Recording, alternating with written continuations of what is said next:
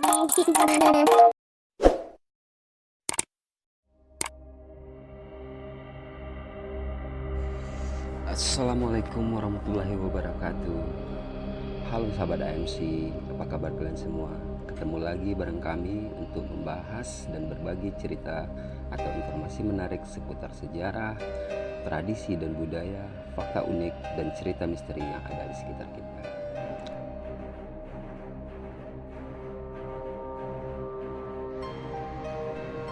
Jadi hari ini kita akan membahas salah satu cerita menarik dari seorang narasumber kita yang berasal dari Padang, Sumatera Barat, tentang pengalaman misterinya di sebuah trip surfing. Bagaimana ceritanya akan kita bahas dalam Sahabat Bercerita. Ceritanya terjadi pada tahun 2016. Sebut saja narasumber kita ini bernama Panjul. Jadi pada bulan Desember sekitar tanggal 25 tahun 2016, si Panjul melakukan sebuah perjalanan surfing trip bareng teman-temannya sekitar 10 orang ke Pulau Mentawai, Sumatera Barat. Dengan minimnya budget atau keuangan, si Panjul dan teman-temannya nekat melakukan surfing trip dengan cara yang seadanya, alias belum jelas di mana nanti mereka akan nginap, kemana lokasi surfingnya, dan bagaimana makan di sana, bahkan berapa lama mereka di sana pun belum tahu. Cuma kebetulan mereka punya teman lain yang memang asli anak sana.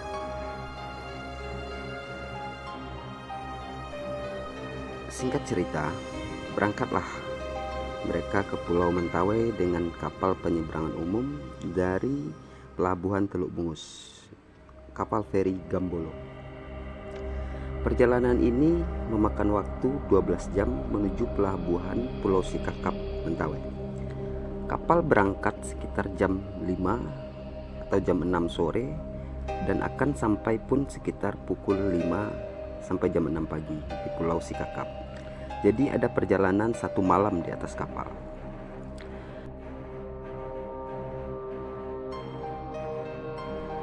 Oke, singkat cerita, jam 5 subuh sampailah mereka di pelabuhan Pulau Sikakap, dan mereka menelpon teman mereka yang asli anak sana.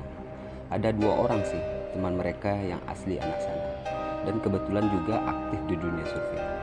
Jadi mereka meminta numpang nginap nih di salah satu rumah teman mereka yang 2 ini. Minimal numpang letak barang-barang dulu. Untuk tidur mah gampang bagi mereka, tinggal ngemper di pantai pun jadi. Lanjut, di hari pertama sampai di Pulau Sikakap, mereka tidak langsung pergi surfing. Cuma keliling-keliling kampung yang ada di pulau ini sambil melihat kehidupan masyarakat asli pulau ini. Lanjut cerita, malam harinya setelah seharian mereka keliling-keliling kampung, akhirnya mereka mendapat tempat istirahat malam di rumah salah satu teman mereka yang tadi. Dan pada malam ini pun mereka berunding untuk memutuskan kemana mereka akan pergi surfing di pulau ini dan akan memakai kendaraan apa untuk sampai ke spot-spot surfing itu. Karena untuk menjangkau spot-spot surfing dari kampung Pulau Sikakap ini cukup jauh. Bisa lewat darat dengan menyewa motor atau mobil, tapi ya jalannya seadanya, lewat bukit-bukit gitu, atau lewat laut dengan menyewa perahu, dan bayarnya cukup mahal. Jadi setelah perundingan, akhirnya mereka dapat kesepakatan untuk lewat darat saja dengan menyewa salah satu mobil minibus bak terbuka gitu. Dan spot yang akan mereka tuju adalah Makaronis. Jaraknya sekitar 3 jam perjalanan dari rumah teman tempat mereka nginap ini.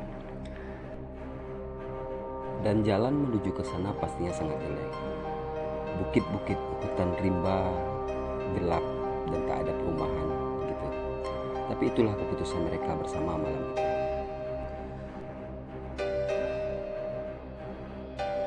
Sampailah pagi harinya dengan semua perlengkapan surfingnya sudah siap, dan semangat mereka pastinya juga sudah siap untuk bermain dan menari di atas ombak.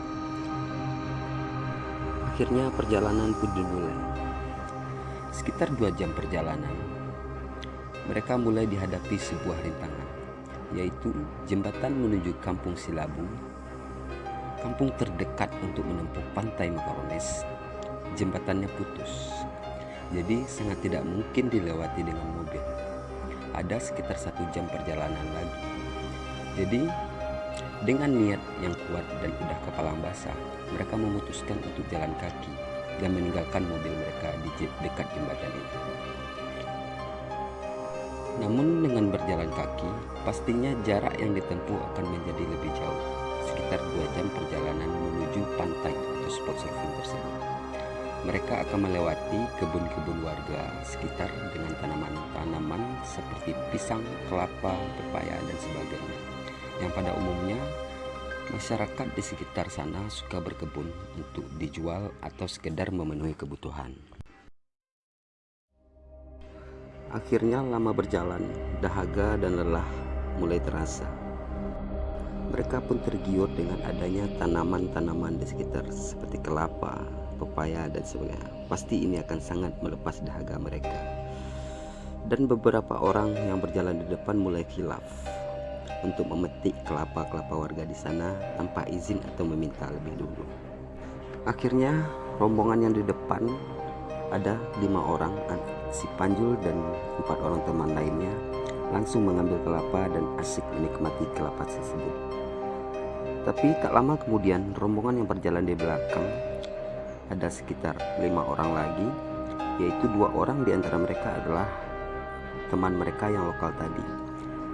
Alangkah terkejutnya ketika rombongan di belakang datang ini, 2 orang teman lokal mereka ini langsung menegur, "Oh, jangan kalian ambil kelapa itu sangat berbahaya." Sontak langsung panik dong, Panjul dan 4 teman orang lainnya langsung panik. Kenapa ini sangat berbahaya? Kami cuma haus dan ingin meminum airnya. Lalu diceritakanlah oleh 2 orang teman lokal mereka ini. Katanya Mentawai ini sangat keramat. Mereka masih memakai ilmu-ilmu berbahaya gitu, dengan pernah ambil buah-buahan atau tanaman mereka sembarangan karena sudah diisi.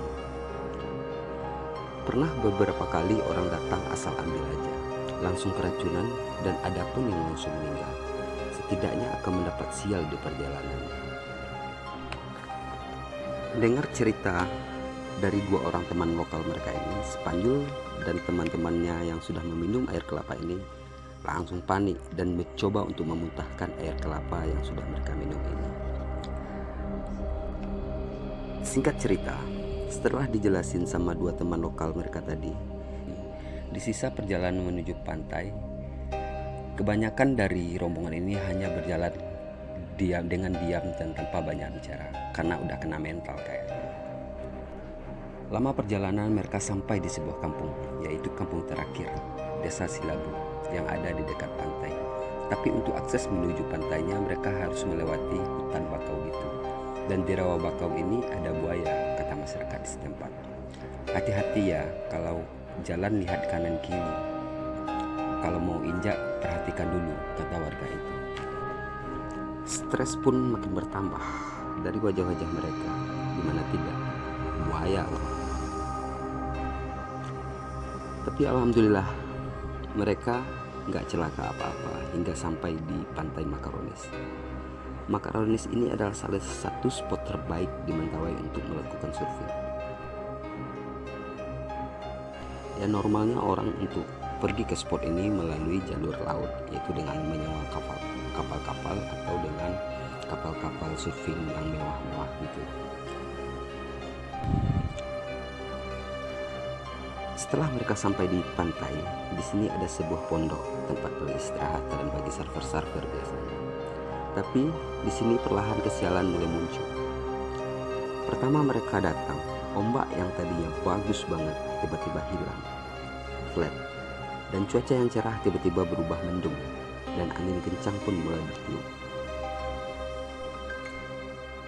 Ada beberapa orang dari mereka yang mencoba untuk berenang dan menunggu ombak, tapi malah bikin celaka dengan kaki yang luka-luka terkena karang. Karena namanya ombak yang udah jelek dan susah untuk dimainkan, pastinya tidak bagus untuk surfing dan akan mencelakai kita. Raut wajah dan kekecewaan mulai terpancar dari wajah-wajah mereka. Gimana tidak, Dengan perjuangan yang begitu berat untuk menuju spot ini, tapi ombak tidak sesuai ekspektasi mereka. Benar-benar sial sih. Tapi tidak sampai di situ saja. Kesialan mereka baru di permulaan.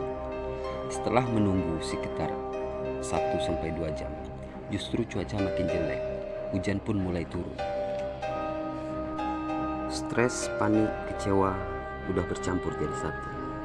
Apalagi untuk balik ke mobil, mereka harus jalan kaki lagi 2 jam dengan melewati hutan, bahkan rimba yang sangat menakutkan. Jam 5 sore, mereka bergerak meninggalkan pantai. Setidaknya mereka menuju kampung terdekat tadi untuk berteduh dan mencari segelas kopi untuk penghangat tubuh. Mungkin saja di sana ada warung, atau bisa meminta tolong warga untuk dibeli membuatkan seteko kopi untuk diminum bareng-bareng. Tapi semua di luar dugaan mereka. Setiba di kampung itu, semua sudah gelap. Rumah warga sudah pada tutup. Padahal waktu itu baru jam 6. Jangankan warung, rumah pun sudah gelap. Dengan sedikit takut-takut, mereka coba mengetok salah satu rumah warga, tapi tak ada jawaban. Tak ada satupun manusia yang di luar rumah. Tak ada satupun jawaban dari rumah-rumah warga yang mereka ketok. Mereka udah mulai putus asa. Hujan yang semakin deras dan badan yang sudah mulai kedinginan. Di tengah rasa putus asa, tiba-tiba di salah satu rumah warga ada terlihat seorang mengintip dari gorden jendelanya. Mungkin karena mendengar suara kami yang agak berisik di luar, karena udah saling menyalahin. Dan tak lama kemudian orang itu membuka pintunya dan memanggil kami. Ternyata beliau adalah seorang bapak-bapak. Akhirnya kami pun disuruh masuk ke dalam rumahnya dan dibuatkan kopi panas. Ya. Lalu bapak ini mulai bertanya tentang kami, siapa kami, dari mana, dan kenapa terjebak seperti ini. Kami pun menjelaskan kepada bapak ini, dan bapak ini pun mulai menceritakan kenapa kampung ini udah tutup jam segini dan warga tidak mau membukakan pintu kalau udah jam segini. Beliau menceritakan kalau warga masih sering dihantui oleh korban-korban tsunami, yaitu tsunami Mentawai tanggal 25 Oktober 2010. Jadi di spot surfing kami yang tadi, Makarones, sebenarnya di dekat pantai itu dulunya banyak rumah-rumah warga, tapi semua